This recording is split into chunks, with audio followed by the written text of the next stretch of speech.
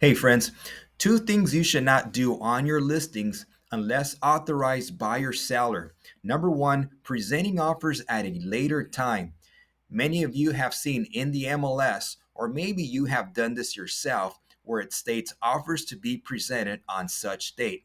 Or maybe you are starting to get lots of interest on your listing. You receive an offer and you call your seller. I received an offer at such price, but let's wait a few more days to see if we can get something better. Well, did you know that by default, on paragraph 10b1 on page 3 of the listing agreement, you are instructed to present offers as soon as possible, which means you are to present offers when received. Calling your seller on the phone and letting them know you have an offer is not exactly presenting an offer.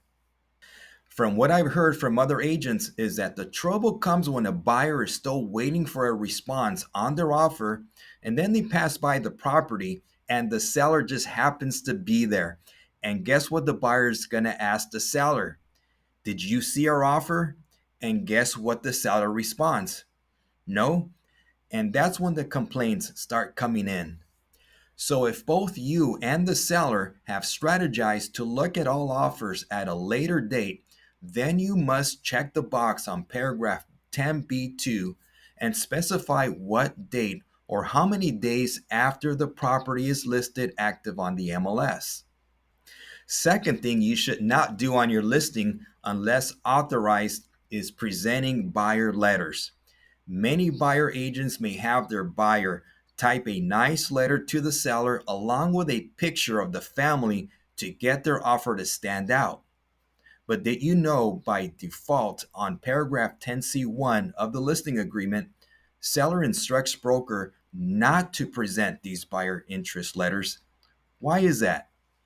The thing is that these letters may contain certain information about the buyer that are considered protected classes or characteristics such as race, color, religion, sexual orientation, etc. The sellers may intentionally or unintentionally be influenced by these characteristics in selecting an offer, which may be considered a discriminatory act under fair housing law.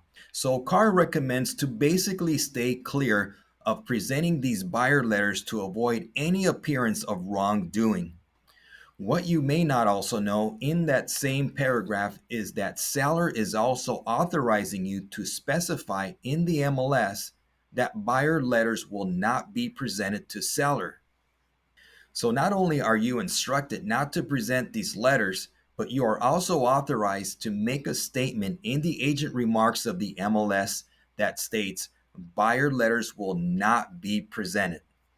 Now, if the seller instructs you to go ahead and present buyer letters, you need to check the box in paragraph 10C2. This section does advise seller that the buyer letter may contain information about protected classes or characteristics, and such information should not be used in their decision in selecting offers. In addition, it also states that seller is acting against broker's advice and should seek legal advice. Friends, if you found this information helpful, would you subscribe to our YouTube channel so you won't miss these important videos? And don't forget to tell a colleague. We'll see you on the next one.